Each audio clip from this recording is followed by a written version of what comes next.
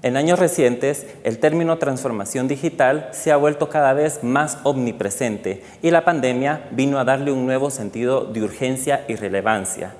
Por otra parte, ha puesto a las empresas en una carrera por evolucionar y transformarse con muy pocas referencias o instrucciones para tener éxito en este reto.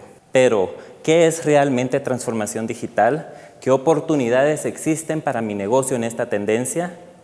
Hoy, la Superintendencia de Telecomunicaciones tiene como invitado especial al ingeniero Leo Rodríguez, consultor senior en transformación digital corporativa, quien nos hablará sobre las causas y oportunidades de la transformación digital. Bienvenidos.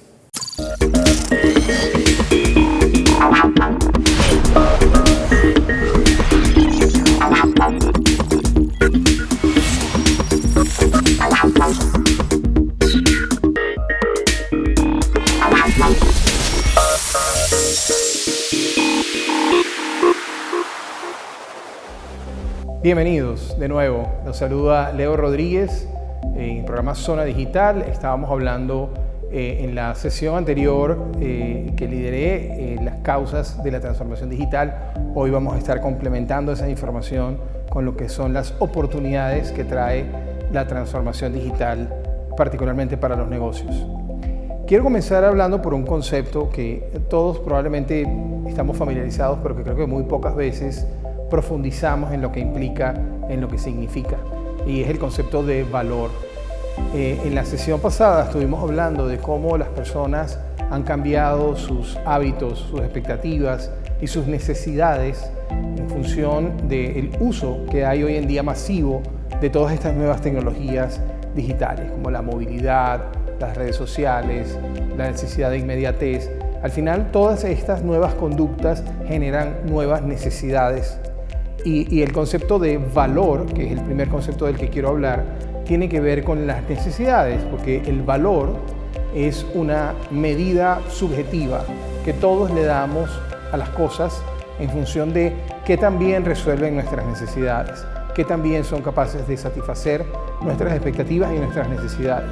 Entonces, en un mundo cambiante, lleno de nuevas expectativas, de nuevas necesidades de parte del consumidor, se hace muy importante entender cuál es nuestro valor para el público, para nuestros clientes, para nuestros consumidores. Es importante entender que el valor es una medida que no la digo yo, no la dice quien propone, quien da el servicio o el producto, sino que el valor lo asigna quien recibe el servicio o el producto. Entonces, por eso se habla de propuesta de valor. Es como que yo les dijera, bueno, prepárense porque en el programa de hoy van a recibir muchísimo valor. Yo lo puedo decir, pero al final los que van a determinar si este programa les ha generado valor o no son ustedes. Entonces yo lo más que puedo hacer es proponer, estructurar, hacer mi tarea y buscar la manera de poder llegar a ustedes de la mejor manera posible con la información que les quiero transmitir. Entonces la propuesta de valor es muy importante porque es lo que determina nuestra posibilidad de éxito o no con un producto, con un servicio. Y esa cualidad que asigna cada quien depende de que también esa cosa a la que yo le estoy asignando valor satisface mi necesidad. Entonces, si tengo una necesidad nueva, pues todas las propuestas de valor tienen que estarse reevaluando, porque el consumidor ha cambiado, sus necesidades han cambiado, sus expectativas han cambiado, por lo tanto nuestra propuesta de valor debe cambiar. Y es una de las primeras dificultades que, de hecho, es una de las cosas que más se ignora cuando una empresa va a empezar su transformación digital. Muchas veces se centran en la tecnología.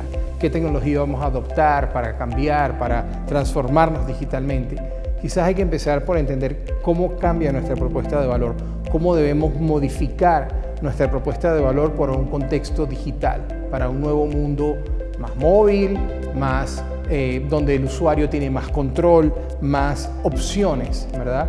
Hoy en día, a un clic de distancia, las personas pueden cambiar su opción y pueden abandonarnos para siempre, ¿no?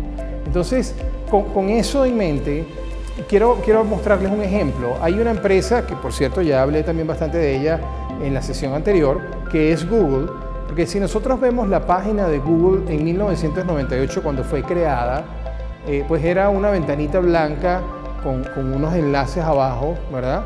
Pero básicamente una ventanita blanca donde uno escribía lo que quería y pues Google le traía los resultados, y 23 años después, bueno, casi 24, Google sigue teniendo fundamentalmente el mismo aspecto, inclusive es más sencillo que el aspecto que tenía cuando lo lanzaron. Entonces uno dirá, bueno, pero ¿cómo es que Google no ha cambiado en 24 años y es una empresa tan exitosa y le va tan bien? Bueno, porque Google no cambia por fuera, porque no hace falta. Google cambia por dentro. Google hace más de 9.000 revisiones a sus algoritmos cada año. O sea, son 9 cambios al día que hace Google. Nosotros no nos damos cuenta, pero sí obtenemos los beneficios de todo ese trabajo y de toda esa avance y sofisticación que cada vez es mayor en el buscador de Google, ¿no? ¿Y por qué lo pongo como ejemplo? Porque, bueno, Google está obsesionado con su objetivo, con su visión, con su razón de ser, que es generar valor a nuestros usuarios por medio de la búsqueda de información. Y Google decidió desde un principio, y luego lo fue validando y lo sigue validando, que la mejor forma de poder prestar ese servicio es con una pantalla limpia que solo tenga un campo para que yo ponga lo que yo necesito. Si Google incorpora otras cosas, me distrae de su objetivo, que es ayudarme de la mejor manera a conseguir la información que estoy buscando, ¿no? Entonces fíjense cómo Google es, gracias a esa obsesión que tiene en maximizar su propuesta de valor, en ser exagerados en cómo nos pueden proveer esa propuesta de valor, que es ayudarte, generarte valor con la información que tú necesitas. Entonces es una de las 10 principales marcas que hay en el mundo desde hace rato, ¿verdad? Todos usamos Google por lo menos una vez al día, por lo menos. Nunca hizo publicidad Google para poder llegar a donde está. No es una marca que se construyó por publicidad, es una marca que se construyó por experiencia exitosa de sus clientes, de sus usuarios. O sea, Google es tan bueno que una vez que uno usó Google la primera vez, ya no se le ocurrió buscar otra opción, porque no tiene sentido. No hay nada mejor que Google para buscar información. Y eso es consecuencia de su obsesión y de su enfoque total en mejorar su propuesta de valor y la experiencia del cliente. Cada vez es mejor, es más fácil, es más rápido, es más útil buscar información en Google.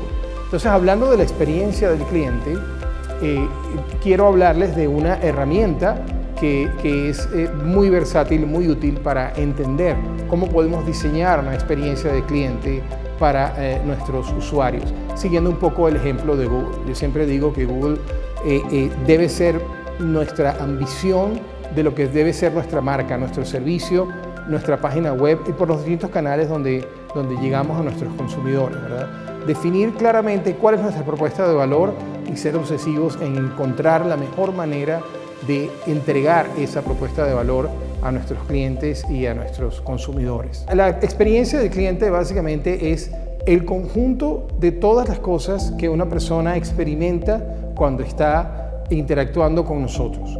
Todos los recuerdos que genera y de todas las interacciones que tiene con nuestra marca, y que puede ser nuestra marca personal también, ¿verdad? Podemos ser nosotros mismos como personas, pero es todo ese conjunto de experiencias que se van acumulando.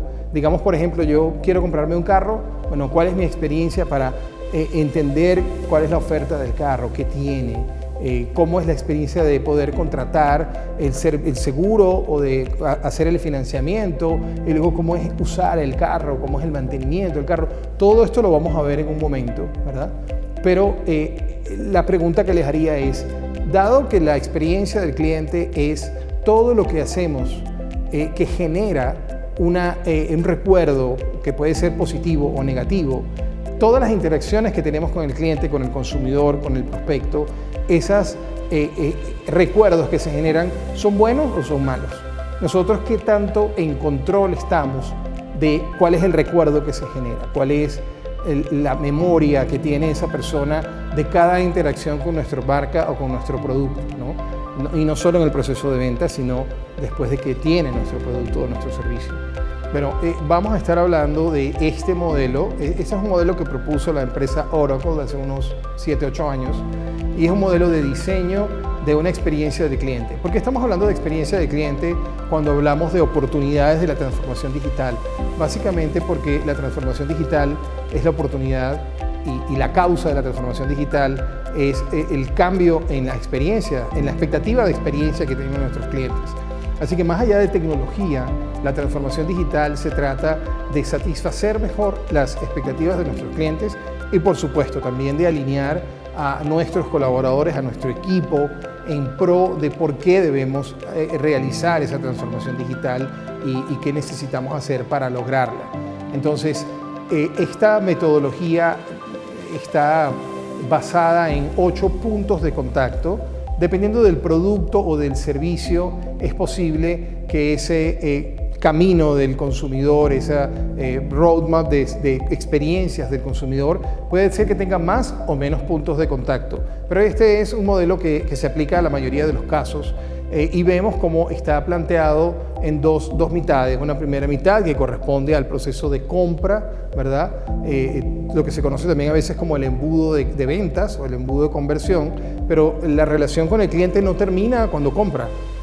Ahí comienza otra etapa que es cuando el cliente es dueño, tiene propiedad de nuestro servicio o producto y hay otros puntos de contacto.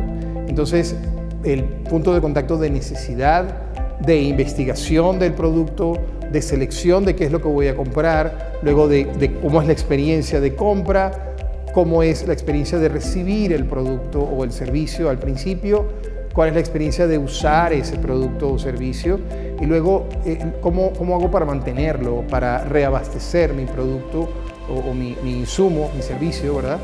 Y luego la recomendación, si yo recomiendo o no recomiendo ese producto al resto de las personas.